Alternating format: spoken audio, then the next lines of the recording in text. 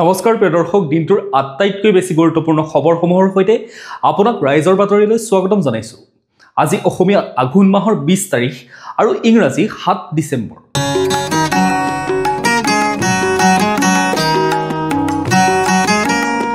এতিয়া আহিছোঁ আমি প্ৰথমটো খবৰলৈ। জুবিন গাৰ্গৰ ৰহস্যজনক মৃত্যু। 12 ডিচেম্বৰত আদালতত দাখিল কৰা হ'ব অভিযোগনামা। ছিংগাপুৰত প্ৰাণৰ শিল্পী জুবিন গাৰ্গৰ ৰহস্যজনক মৃত্যুৰ ঘটনা সন্দৰ্ভত বিশেষ তদন্তকাৰী গোটে অহা 12 ডিচেম্বৰত আদালতত অভিযোগনামা দাখিল কৰিব। এই কথা শনিবাৰে SITৰ মুৰব্বী মুন্না প্ৰসাদ গুপ্তাই সংবাদমেলযোগে সদৰি কৰিছে।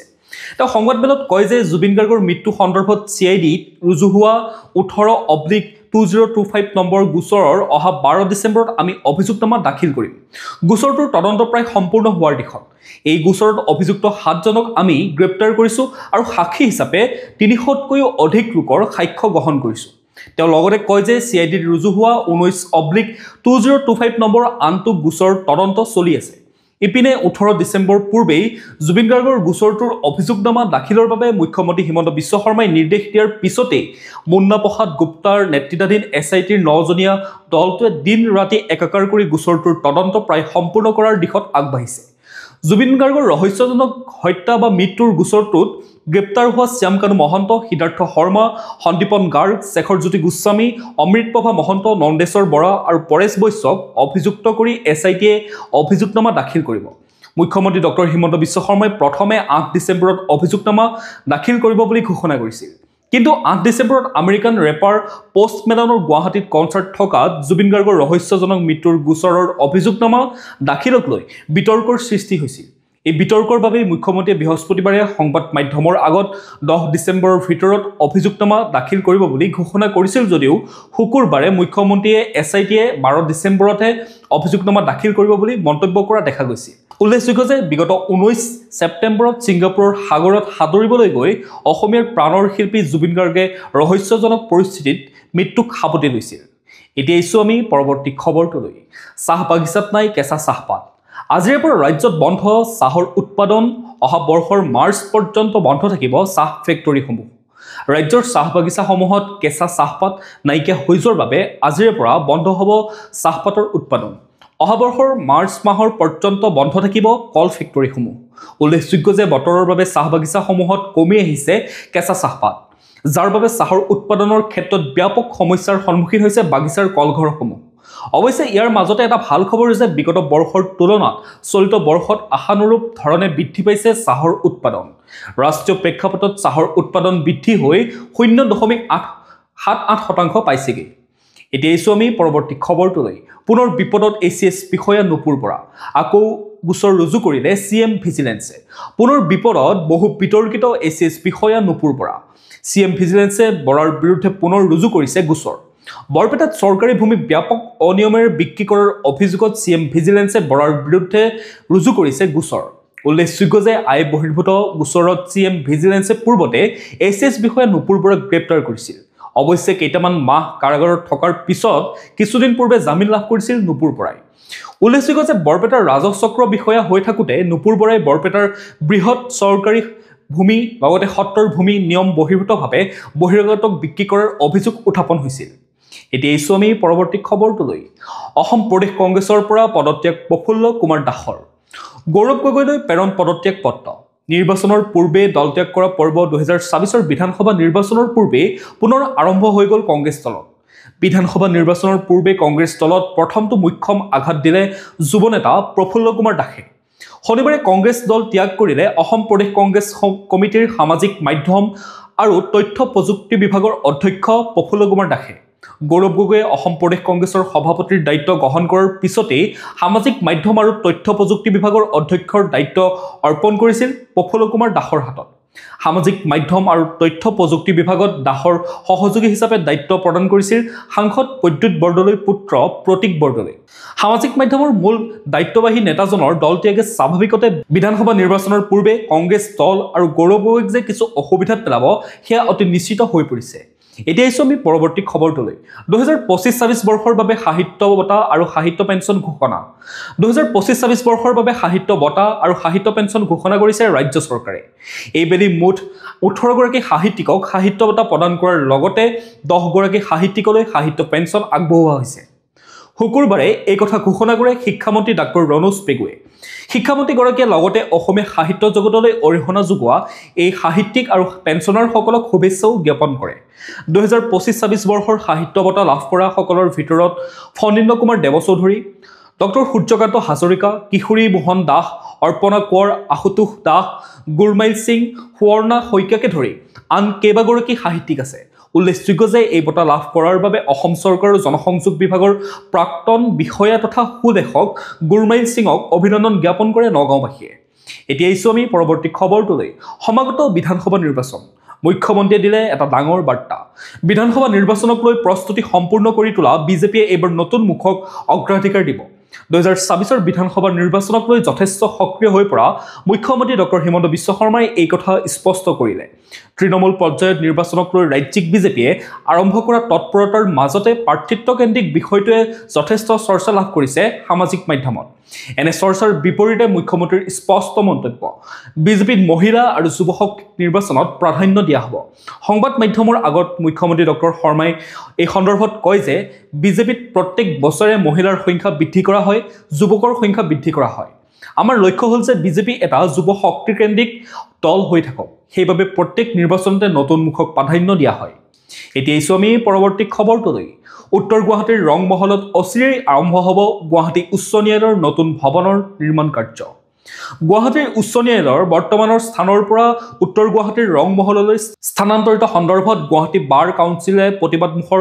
হৈ থকাৰ মাজতে চলিত মাহতে নতুন ভৱনৰ আধাৰশিলা আৰু ভূমি পূজনৰ প্ৰস্তুতি সম্পূৰ্ণ কৰি তুলিছে ৰাজ্য চৰকাৰে উল্লেখযোগ্য যে উত্তৰ গুৱাহাটীৰ ৰংমহলত প্ৰায় 129 বিঘা ভূমিত নিৰ্মাণ হ'ব গুৱাহাটী উচ্চ ন্যায়ালয়ৰ ভৱন ইতিমধ্যে ৰাজ্য চৰকাৰে নিৰ্মাণৰ ব্যয়ৰ বাবে মুকলি কৰিছে 3 শতাধিক কোটিৰো অধিক ধন দিছপুৰৰ এক উচ্চ স্তৰীয় সূত্ৰ এটাই জানিব দিয়া মতে চলিত মাহতে গুৱাহাটী উচ্চ ন্যায়ালয়ৰ মুখ্য ন্যায়াধীশৰ উপস্থিতিত ভূমিপূজন আৰু আধাৰশিলা স্থাপন কৰিব মুখ্যমন্ত্ৰী ডক্টৰ হিমন্ত বিশ্ব শৰ্মাই এতিয়া আহিছোঁ আমি পৰৱৰ্তী খবৰটোলৈ অখিল গগৈৰ মন্তব্যক লৈ চাহ জনজাতিৰ প্ৰচণ্ড খং উত্তেজনা আৰু বিভ্ৰান্তি দীৰ্ঘদিনৰ মূৰত চাহ বাগিচাৰ ৰাইজে লাভ কৰিব বাগিচাৰ লাইনৰ ভূমিপট্টা ৰাজ্য চৰকাৰ the Assam fixation of ceiling on land holdings amendment bill 2025 বিধেয়ক বিধানসভাত গৃহীত কৰি সেয়া সুনিশ্চিত কৰিছে কিন্তু এনে এক যোগাত্মক বতৰৰ মাজতে শিৱসাগৰ বিধায়ক অখিল গগৈয়ে চৰকাৰৰ বিৰুদ্ধে কৰিছে অপপ্ৰচাৰ যাৰ বাবে বিধায়ক অখিল গগৈৰ বিৰুদ্ধে সৰব হৈ চাহ জনগোষ্ঠীয় লোকৰ লগতে বিভিন্ন দল সংগঠন চাহ জনগোষ্ঠীয় লোকসকলৰ স্পষ্ট কথা এই বিধেয়কখনে আমাৰ জনগোষ্ঠী সমাজখনৰ ভূমিৰ অধিকাৰ সুনিশ্চিত কৰি এক বৈপ্লৱিক পদক্ষেপ হিচাপে স্বীকৃতি পাইছে কিন্তু এই বিধেয়কখনৰ আলোচনা কালত বিধানসভাত বিধায়ক অখিল গগৈয়ে এক হুলস্থুলীয়া পৰিৱেশৰ সূচনা কৰি সদনৰ কাম-কাজত ব্যাঘাত জন্মাবলৈ চেষ্টা কৰিছিল তেওঁ সেই সময়ত বিধেয়কখন সমৰ্থন বা পোনপটীয়াকৈ বিৰোধ নকৰি কিছুমান ব্যক্তিগত বিষয় উত্থাপন কৰি এক হুলস্থুলীয়া পৰিৱেশৰ সূচনা কৰা দেখা গৈছিল বিধায়ক অখিল গগৈৰ এনে কাৰ্যক লৈ ভিন্নজনে ভিন্ন প্ৰতিক্ৰিয়া প্ৰকাশ কৰিছে কেইদিনমান পূৰ্বে নগাঁৱত অখিল গগৈ বাগিচা অঞ্চললৈ আহিলে দৌৰাই দৌৰাই খেদিম বুলি চাহ বাগিচাৰ শ্ৰমিকসকলে প্ৰতিবাদ কৰিছিল উল্লেখযোগ্য যে এসময়ত চাহ জনজাতিৰ ভূমিৰ অধিকাৰ দৈনিক মজুৰি আৰু বিভিন্ন সমস্যাৰ বাবে আন্দোলনত নামি পৰা অখিল গগৈক চাহ জনজাতিৰ সমাজত সেৱা প্ৰতিপন্ন কৰাৰ এই ষড়যন্ত্ৰ নে এয়া অখিল গগৈৰ নিজৰ ভুলৰ বাবে হৈছে এতিয়া আহিছোঁ আমি পৰৱৰ্তী খবৰটোলৈ অসমৰ গামোচা আৰু চাহক প্ৰধানমন্ত্ৰীয়ে জনপ্ৰিয় কৰি ৰাখিছে মুখ্যমন্ত্ৰী ভাৰত ভ্ৰমণৰ সময়ত ৰাছিয়াৰ ৰাষ্ট্ৰপতি ভ্লাদিমিৰ পুটিনক প্ৰধানমন্ত্ৰী মোদীয়ে দিয়া উপহাৰক লৈ চৰ্চা অব্যাহত আছে সামাজিক মাধ্যমত অসমত বিশেষকৈ ইয়াক লৈ চৰ্চা অব্যাহত আছে কিয়নো পুটিনক প্ৰধানমন্ত্ৰী মোদীয়ে দিয়া উপহাৰৰ তালিকাত আছিল অসমৰ চাহ নিৰ্বাচনমুখী ৰাজ্যখনৰ এক পৰিচিত সামগ্ৰী ৰাছিয়াৰ ৰাষ্ট্ৰপতিক উপহাৰ দিয়া কাৰ্যক প্ৰধানমন্ত্ৰী মোদীৰ ৰাজনৈতিক দূৰদৰ্শী চিন্তাৰ অংশ বুলিও বহুতে অভিহিত কৰিছে তাৰ মাজতে প্ৰধানমন্ত্ৰী নৰেন্দ্ৰ মোদীক প্ৰশংসা অসমৰ মুখ্যমন্ত্ৰী ডক্টৰ হিমন্ত বিশ্ব শৰ্মাৰ হাইলাকান্দিত এক অনুষ্ঠানত সাংবাদিকৰ প্ৰশ্নৰ উত্তৰত মুখ্যমন্ত্ৰীয়ে কয় যে প্ৰধানমন্ত্ৰীয়ে চাহ উপহাৰ দিছে মোদীজীয়ে অসমৰ গামোচাক জনপ্ৰিয় কৰি আছে আৰু চাহকো জনপ্ৰিয় কৰি আছে উল্লেখযোগ্য যে মুখ্যমন্ত্ৰী উদ্যমিতা আঁচনিৰ অধীনত শনিবাৰে হাইলাকান্দি আৰু ধলাই সমষ্টিৰ আত্মসহায়ক গোটৰ মহিলাসকলক 10,000 টকাৰ চেক প্ৰদান কৰে মুখ্যমন্ত্ৰীয়ে এতিয়া আহিছোঁ আমি পৰৱৰ্তী খবৰটোলৈ। মাঘত আহি আছে জাহ্নু বৰুৱাৰ নতুন ছবি হেৰুৱা ছন্দ। দেশ তথা অসমীয়া সমাজ জীৱনৰ কেইবা দশকৰো সূক্ষ্ম পৰ্যবেক্ষক তেওঁ বুজি পায় সমাজ জীৱনৰ উত্থান পতন আৰু সময়ৰ গতি। সময়ৰ সৈতে নিজকে আগবঢ়াই লৈ গৈ থাকিও যেন পৰম্পৰাক গিলিব দিব নোখোজে তেওঁ। কেৱল অসম বুলিয়ে নহয়, দেশৰে আগশাৰীৰ ছবি জগতৰ ভোটাতৰা তেখেত অসমীয়া ছবিৰ ৯০ বছৰীয়া ইতিহাসৰ অন্যতম শিলাস্তম্ভস্বৰূপ বিশিষ্ট পৰিচালক পদ্মভূষণ জাহ্নু বৰুৱা। চেলুলয়ডৰ পৰা আৰম্ভ কৰি ডিজিটেল মাধ্যমলৈ ২টা শতিকাৰ প্ৰায় ৫টা দশক তেওঁ নিৰন্তৰ অসমীয়া আৰু হিন্দী ছবি জগতলৈ আগবঢ়াই গৈছে নিজৰ সৃষ্টিৰাজি। ১৯৫২ চনত শিৱসাগৰ বকতাত জন্মগ্ৰহণ কৰা জাহ্নু বৰুৱাৰ বাবে বয়স যেন কেৱল এটা সংখ্যাহে। অপৰূপা হালধীয়া চৰাই, বাওধান খাই ফিৰিঙতি, সাগৰলৈ বহুদূৰ, মেইনে গান্ধীকো নেহিমাৰা, কণিকাৰ, ৰামধেনু, বান্ধোন, অজেয় আদি ছবিৰে জাতিক সমৃদ্ধ কৰা জাহ্নু বৰুৱাই সুদীৰ্ঘ ১১ বছৰৰ মূৰত নিৰ্মাণ কৰিছে এখন নতুন অসমীয়া ছবি। মাঘৰ বিহুৰ সময়তে ছবিগৃহলৈ আহিব জাহ্নু বৰুৱাৰ নতুন ছবি হেৰুৱা ছন্দ। টেকন'লজি যিমান পাৰি সিমান সুপ্ৰয়োগ কৰিব লাগে, কিন্তু টেকন'লজিক মানুহক গিলিবলৈ দিব নালাগে।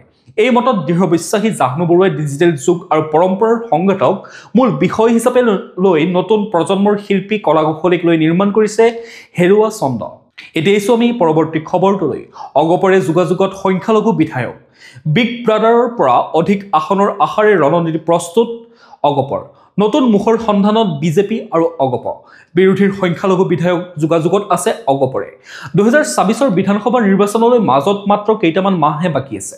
প্ৰতিটো দলেই এতিয়া এই নিৰ্বাচনক লৈ প্ৰস্তুতি চলাইছে। তৎপৰতা আৰম্ভ কৰিছে শাসকীয় দল বিজেপি মিত্ৰজোঁটে। মিত্ৰজোঁটৰ নেতৃত্ব দিয়া প্ৰধান দল বিজেপিয়ে প্ৰাৰ্থিত্বকেন্দ্ৰিক তৎপৰতাও বৃদ্ধি কৰিছে। বিজেপিয়ে এই তৎপৰতা নিজৰ দলৰ মাজতে সীমাবদ্ধ ৰখা নাই। মিত্ৰ দলকো লৈ তৎপৰতা আৰম্ভ কৰিছে বিজেপিয়ে। বিভিন্ন পৰামৰ্শৰ লগতে পথ নিৰ্দেশনাও আগবঢ়াইছে বিগ ব্ৰাদাৰ বিজেপিয়ে।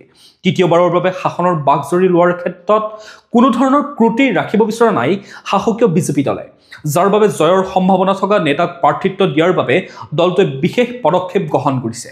সেই নতুন মুখৰ সন্ধানো অব্যাহত ৰাখিছে গেৰুৱা দলটোৱে।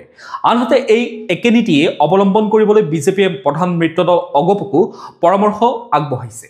বাজপেয়ী ভৱনৰ এগৰাকী জ্যেষ্ঠ মুখপাত্ৰই সদৰি কৰা অনুসৰি প্ৰয়োজনত বিজেপিয়ে অগপক পূৰ্বৰ তুলনাত অধিক সমষ্টি এৰি দিয়াৰ সম্ভাৱনা আছে। এতিয়া আহিছোঁ আমি পৰৱৰ্তী খবৰটোলৈ। ডুবাইৰ পৰা সন্দেহজনক ধনৰ লেনদেন। তেজপুৰত মহিলাসহ ৪জনক আটক। সুদূৰ ডুবাইৰ পৰা অসমৰ শোণিতপুৰ জিলাৰ তেজপুৰৰ লগত এক সম্পৰ্ক। কিন্তু কি এই সম্পৰ্ক? এই সম্পৰ্কৰ বাবেই তেজপুৰৰ পৰা ৪জন লোকক আটক কৰিছে আৰক্ষীয়ে।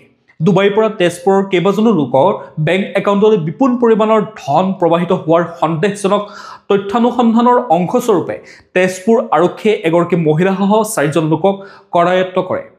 আৰক্ষী সূত্ৰৰ পৰা জানিব পৰা মতে তেজপুৰৰ বৰজাৰ গাঁও অঞ্চলত চলোৱা এক বিশেষ অভিযানত জ্যোতিকা কলিতা, জিতু কলিতা, চিমু দাস আৰু অভিজিত দাস নামৰ লোককেইজনক আটক কৰা হয়। আনহাতে সন্দেহজনক লোককেইজনৰ নিজৰ ঘৰৰ পৰাই আৰক্ষীয়ে ৪৪খনকৈ ATM কাৰ্ড, ১৭খন বেংক পাছবুক, চেকবুক আৰু এজনৰ পাছপোৰ্ট উদ্ধাৰ কৰিবলৈ সক্ষম হয়। আৰক্ষীয়ে জনোৱা মতে একেটা পৰিয়ালৰ সদস্য এইসকল লোকৰ একাউণ্টত বিদেশৰ পৰা ধনৰ লেনদেনৰ গোপন তথ্য লাভ কৰাৰ পিছত আৰক্ষীয়ে তদন্ত তীব্ৰ কৰে আৰু বৃহস্পতিবাৰে নিশা অভিযান চলাই ৪জনক আটক কৰিবলৈ সক্ষম হয়। অৱশ্যে তদন্তৰ খাতিৰত আৰক্ষীয়ে এই পৰ্যন্ত সঠিক কিমান ধনৰ লেনদেন হৈছিল আৰু ইয়াৰ উৎস কি সেই বিষয়ে এতিয়াও তথ্য প্ৰকাশ কৰা নাই।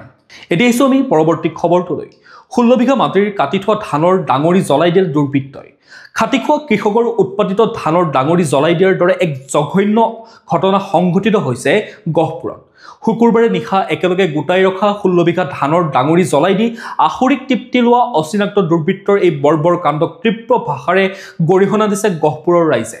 গহপুৰ আৰক্ষী থানাৰ অন্তৰ্গত নৱপুৰত সংঘটিত হৈছে এই ঘটনা। ১৬ বিঘা মাটিত কৰা ধানৰ খেতিৰ ৮০০ ডাঙৰি ঘৰলৈ নিবৰ বাবে উক্ত স্থানত গোটাই থৈছিল হাজৰিকা চুকৰ ২ কৃষক অজিত হাজৰিকা আৰু ৰূপম ভূঞাই। কিন্তু ধানৰ ডাঙৰিসমূহ ঘৰলৈ নিয়াৰ পূৰ্বে পথাৰতে জ্বলাই দিয়ে কোনো অচিনাক্ত দুৰ্বৃত্তই। ঘটনাৰ খবৰ পোৱাৰ পিছত দুখনকৈ অগ্নি নিৰ্বাপক বাহিনীৰ গাড়ী আহি উপস্থিত হয় যদিও ইতিমধ্যে জুইত জাহ যায় ধানৰ ডাঙৰিসমূহ। দেহৰ ঘাম মাটিত পেলাই বহু কষ্টৰে উৎপাদন কৰা উক্ত কৃষকদ্বয়ৰ ধানৰ ডাঙৰিসমূহ জ্বলাই দিয়া ঘটনাৰ লগত জড়িত দুৰ্বৃত্তক অতি সোনকালে চিনাক্ত কৰি যাৱতীয় আইনী ব্যৱস্থা গ্ৰহণ কৰিবলৈ গহপুৰ আৰক্ষীক দাবী জনাইছে গহপুৰৰ কৃষক ৰাইজে।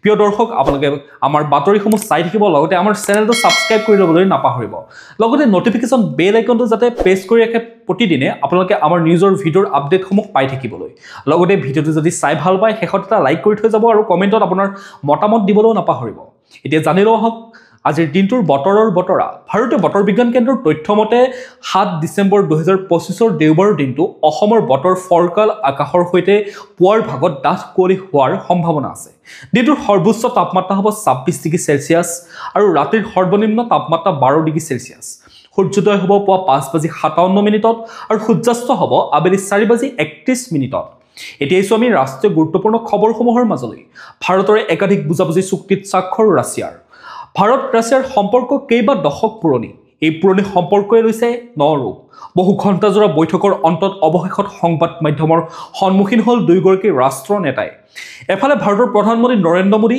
আনফালে পুটিন দুয়োগৰাকী ৰাষ্ট্ৰনেতাই বহু কথা সংবাদ মাধ্যমৰ আগত অৱগত কৰে 100 বিলিয়ন মাৰ্কিন ডলাৰ বাণিজ্য চুক্তিৰ পৰা প্ৰতিৰক্ষা প্ৰতিশ্ৰুতি লৈ একাধিক বুজাবুজিৰ চুক্তি স্বাক্ষৰ ৰাছিয়াৰ প্ৰণিধানযোগ্য যে বাণিজ্য চুক্তিত তেওঁলোকে উল্লেখ কৰিছে যে 2030 চনলৈকে বাণিজ্যিক ৰোডমেপ তৈয়াৰ কৰিছে ভাৰত আৰু ৰাছিয়াই এই সময়ছোৱাত নতুন দিল্লী আৰু মস্কোৱে 100 বিলিয়ন মাৰ্কিন ডলাৰ দ্বিপাক্ষিক বাণিজ্য স্থাপনৰ লক্ষ্য নিৰ্ধাৰণ কৰিছে ইপিনে সংবাদমেলত দুইখন দেশে একেলগে শক্তি বিদ্যুৎ আৰু পাৰমাণৱিক খণ্ডৰ উন্নয়নৰ প্ৰতিশ্ৰুতি দিছে দুয়োগৰাকী ৰাষ্ট্ৰনেতাই এইবাৰ ভাৰতৰ চেন্নাই আৰু ৰাছিয়াৰ ভ্লাদিভষ্টকক সাগৰীয় পথৰে সংযোগ কৰা হ'ব বুলি উল্লেখ কৰে সংবাদমেলত ৰাছিয়াৰ ৰাষ্ট্ৰপতিগৰাকীয়ে সংবাদমেলত তামিলনাডুৰ এটা পাৰমাণৱিক শক্তি কেন্দ্ৰ সম্পূৰ্ণৰূপে নিৰ্মাণ কৰাৰ প্ৰতিশ্ৰুতি প্ৰদান কৰে ইয়াৰ উপৰিও ভাৰত আৰু ৰাছিয়াৰ যৌথ সামৰিক প্ৰশিক্ষণৰ বাবে বুজাবুজিৰ চুক্তিত স্বাক্ষৰ কৰিছে সংবাদমেলত প্ৰধানমন্ত্ৰী মোদীয়ে কয় যে ভাৰত আৰু ৰাছিয়াই দীৰ্ঘদিন ধৰি সন্ত্ৰাসবাদৰ বিৰুদ্ধে যুঁজ দি আহিছে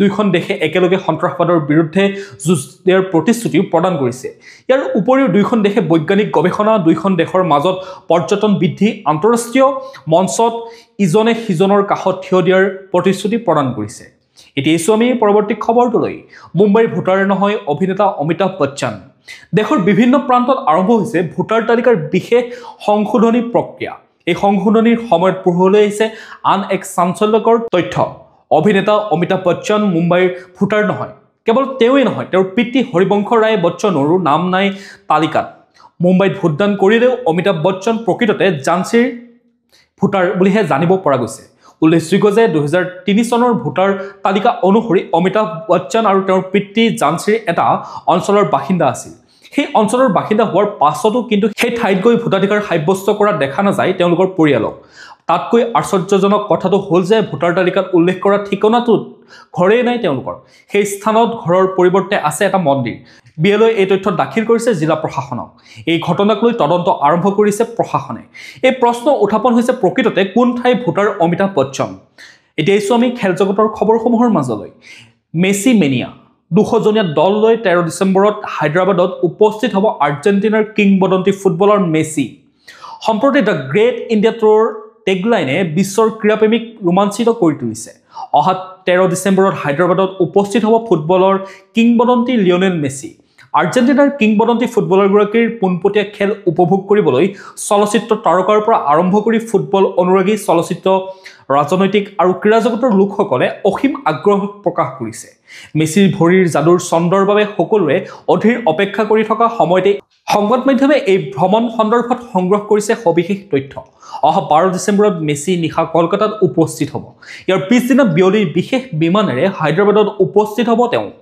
তেওঁৰ সৈতে হায়দৰাবাদলৈ আহিব 200জনীয়া জাম্বু দল এটা ৰাজ্য চৰকাৰে সকলোকে আতিথ্য আৰু নিৰাপত্তা প্ৰদান কৰিব বিষয়াসকলে মেছি থকা ব্যৱস্থাৰ সবিশেষ অতি গোপন কৰি ৰাখিছে এতিয়া আমি আন্তঃৰাষ্ট্ৰীয় গুৰুত্বপূৰ্ণ খবৰসমূহৰ মাজলৈ মাজনিশা তীব্ৰ গুলীচালনা পাক সেনাৰ সৈতে পুনৰ যুদ্ধ আৰম্ভ তালিবানৰ পাকিস্তান আৰু আফগানিস্তানৰ মাজত পুনৰ আৰম্ভ হৈছে সংঘৰ্ষ তথ্য অনুসৰি শনিবাৰে গভীৰ নিশা দুইখন দেশৰ সৈন্যই গুলীচালনা আৰম্ভ কৰে তথ্য অনুসৰি আফগানিস্তানৰ স্পিন বন্দক অঞ্চলত গুলীচালনা আৰম্ভ হোৱাৰ পাছতে স্থানীয় বাসিন্দাসকলে সেই অঞ্চলৰ পৰা পলায়ন কৰে দুই পক্ষই যুদ্ধবিৰতি উলংঘা কৰাৰ অভিযোগ উত্থাপন কৰিছে তথ্য অনুসৰি গুলীচালনাৰ কান্দাহাৰৰ সমীপৱৰ্তী এখন চহৰৰ এখন চিকিৎসালয়ৰ পৰা 4টা মৃতদেহ উদ্ধাৰ হোৱাৰ বিপৰীতে আন 3জন লোক আহত হৈছে উল্লেখযোগ্য যে পাক সীমান্তৰ 2500 কিলোমিটাৰতকৈ অধিক অংশ আফগান সীমান্তৰ লগত সংলগ্ন তেনে এটা অঞ্চল হ'ল স্পিন বন্দৰ। গভীৰ নিশা তাতে আৰম্ভ হয় এই সংঘৰ্ষ।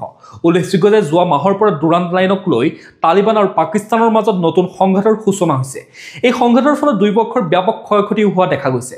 এই পৰিস্থিতিত যুদ্ধবিৰতিৰ লক্ষ্যৰে তুৰ্কী আৰু কাটাৰৰ মধ্যস্থতাত পাকিস্তান আৰু আফগানিস্তানৰ মাজত 3খনকৈ বৈঠকো অনুষ্ঠিত হৈছে, যদিও সেই বৈঠকসমূহৰ পৰা কোনো সমাধান উলিয়াব পৰা নাই। প্ৰিয় দৰ্শক, আজিৰ দিনটো গুৰুত্বপূৰ্ণ খবৰসমূহ আছিল ইমানেই। আপোনালোকে যে এতিয়াও আমাৰ চেনেলটো ছাবস্ক্ৰাইব কৰি ল'বলৈ পাহৰি গৈছে, অনুগ্ৰহ কৰি চেনেলটো ছাবস্ক্ৰাইব কৰি ল'ব, লগতে নটিফিকেশ্যন বেল আইকনটো প্ৰেছ কৰি ৰাখিব, যাতে প্ৰতিদিনে আপোনালোকে আমাৰ নিউজৰ ভিডিঅ'ৰ আপডেটসমূহ পাই থাকে। লগতে ভিডিঅ'টো যদি চাই ভাল পালে এটা লাইক কৰি থৈ যাব আৰু কমেণ্টত আপোনাৰ মতামত দিবলৈও নাপাহৰিব। কাইলৈ পুনৰ একে সময়তে লগ পোৱাৰ প্ৰতিশ্ৰুতিৰে আপোনাক বহুত বহুত ধন্যবাদ জ্ঞাপন কৰিছোঁ।